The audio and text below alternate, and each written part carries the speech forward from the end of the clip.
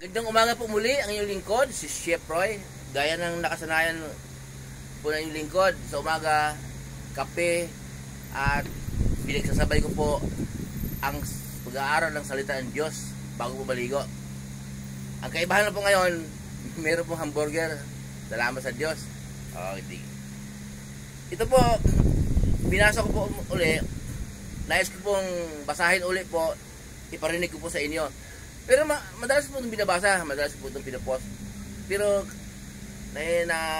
nabasa ko po uli ngayon, nag-aralan ko na napakarami palang aral dito. Napakarami palang dapat natin matutunan.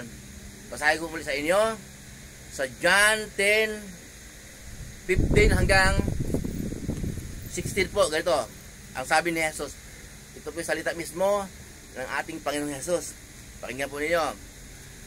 Ako nga ang mabuting pastol, kung paano kilala ako ng Ama at siya'y kilala ko, gayon din naman kilala ko ang aking mga tupa at ako na may kilala nila. At iniaalay ko ang aking buhay para sa aking mga tupa. Mayroon akong iba pang mga tupa na wala sa kulungang ito. Kinakailangang sila'y ipasok ko rin at pakinggan nila ang aking tinig. Sa gayon, magkaroon ng isang kawan na may isang pastol. So, noong pong nagsalita ang ating Panginoong Hesus, wala pa tayo doon. Kahit sa Magellan nga, wala pa. Tama ba? Wala pa yung mga lulu natin. Yung panahon natin ngayon na ganitong galawan, wala pa. Kaya, tayo po ang tinutukoy ng ating Panginoong Hesus na sabi na, mayroon pa akong iba pang mga tupa na wala pa sa kulong ito. Kinakailangan ipasok ko sila at pakinggan nila ang aking tinig. Okay? Lagi po sinasabi ng lingkod na kung sa Diyos ka, makikinig ka sa salita ng Diyos. Kung hindi ka makikinig sa salita ng Diyos, hindi ka sa Diyos. Hindi po ito pangaral ko ha. Ang nangaral po si Jesus. Binasa ko lang po. Sabi ni Jesus, at pakinggan nila ang aking tinig. Okay, kung hindi ka makinig sa tinig ni Jesus, hindi ka sa Diyos. Maliwanag po. Sabi niya, sa gayon, magkaroon ng isang kawan na may isang pastol. So, si Jesus lang po talaga ang pastor. Siya lang po ang ating pastor. Pero sa panahon ngayon, sa mga iglesia, may namumuno sa sambahan. Okay? Yung iba, tinatawag siyang pastor. Ako, tumatawag yung pastor doon sa namumuno eh. Pero ang tawag po nung dapat, Brad lang. Brother. Well, pastor ka. Brother J. Gano'n, diba? Gano'n. Pero pastor, siya ang namumuno sa iglesia. So, magkaroon isang kawan na may isang pastor. Si Jesus lang po ang pastol. Yung pastol po, nagpapastol ng tupa. Yung tupa naman na sinasabi ni Jesus, kung ikaw ay manampalataya, tupa ka. Kung hindi, kambing ka. Ganun po yun. Dalawa lang po yun. Yung kambing, kay Satanas yun. Yung tupa, sa Diyos. Kaya po, yung nag-comment sa akin na, bakit ka nangangaral? Sino ka ba? Matalino ka ba? Kaya sabi ko, hindi ako nangangaral. Ang nangangaral, si Jesus. Okay? Bago umakyat si Jesus sa langit, kinausap niya ang kanyang mga alagad na, kung paano ako isinugo ng Ama, gayon din naman, sinusugo ko kayo. Okay? Kaya pag akyat natin Panginoong Hesus sa langit, tinuloy naman ang kanyang mga alagad ang pangangaral. Pero ang pinangaral ng mga alagad niya, turo niya. Okay?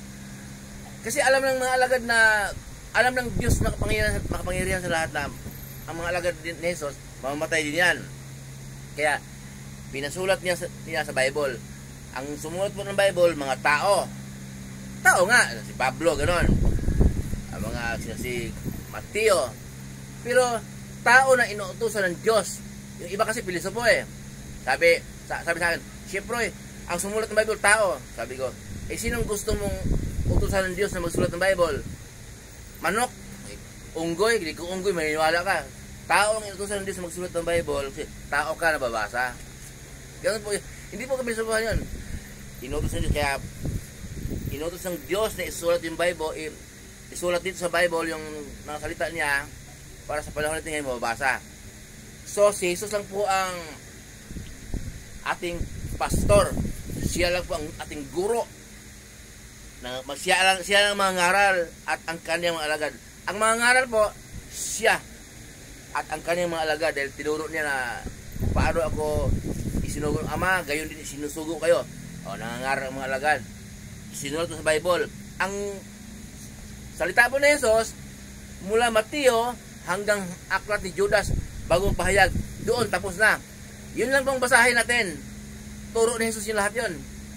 Ngayon, pag lumagpas ka na doon, ituro mo na yung sarili mo na yung pinupromote mo. Kaya turo po ni Jesus mula Mateo hanggang bago magpahayag aklat ni Judas, binabasa ko po at hindi po yung pangaral.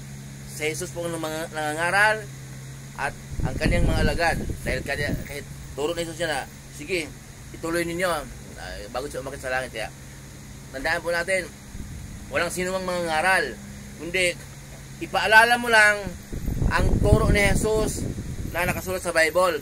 Kasi yun ang nais ng Diyos Ama na makapangyarihan sa lahat. Tinig mula sa langit, nagsabi, ito ang minamahal kong anak na lubos kong kinalulugdan, pakinggan ninyo siya. Ang tinutukoy ng Diyos na anak, si Jesus. Kaya si Jesus ang ating pakinggan.